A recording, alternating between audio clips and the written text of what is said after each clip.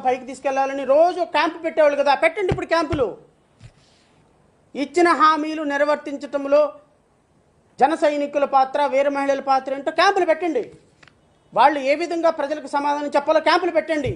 నిజమైన నిష్కల్మషమైన నిజాయితీ రాజకీయాలకి పవన్ కళ్యాణ్ భారతదేశ వ్యాప్తంగా, ప్రపంచవ్యాప్తంగా బ్రాండ్ అంబాసిడర్ అని ఊరికే ఊగిపోయేటువంటి మీలాంటి వాళ్ళు ఇప్పుడు క్యాంపులు పెట్టండి. నేను యువత తరపు నుంచి, ఆంధ్రప్రదేశ్ రాష్ట్రంలో యువత తరపు నుంచి చాలా సీరియస్గా, ఇది పవన్ కళ్యాణ్ గారిని విమర్శించాలని చేస్తున్నటువంటి విమర్శ కాదండి. ఒక తల్లి ఆవేదన, ఒక తండ్రి ఆవేదన. నా దగ్గరికి నిన్న ఒక క్లయింట్ వచ్చారు. పాపం చాలా కొడుకుని ఇంజనీరింగ్ చదివించుకున్నారు, ఉద్యోగాలు లేవు.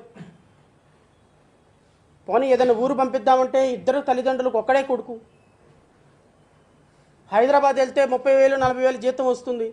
ఆ అబ్బాయి అక్కడ ఉండటానికే సరిపోతుంది, కానీ ఇక్కడ తల్లిదండ్రులకి కష్టం వస్తే ఎవరో లేరు. నేను అన్నా, ఎందుకండి ఈ వయసులో ఇంత కష్టపడుతున్నారు, మీ అబ్బాయికి ఏదో ఒక ఉద్యోగం చూడొచ్చు అంటే, మా ఆవిడకి హెల్త్ బాగోదండి, ప్రతి సందర్భంలో మాకు ఎవరో ఒకళ్ళు అవసరం. నా కొడుకును ఉద్యోగానికి పంపిస్తే నా భార్య పరిస్థితి ఏంటి? ఏదో ఒక రకంగా వాడు ఉద్యోగం లేకుండా ఇక్కడే ఉంటున్నాడు, ఇక్కడ ఏదైనా ఉద్యోగం దొరికితే 10,000కైనా ఉద్యోగం చేసుకుంటున్నాడని కళ్ళనీళ్ళు పెట్టుకొని చెప్పినప్పుడు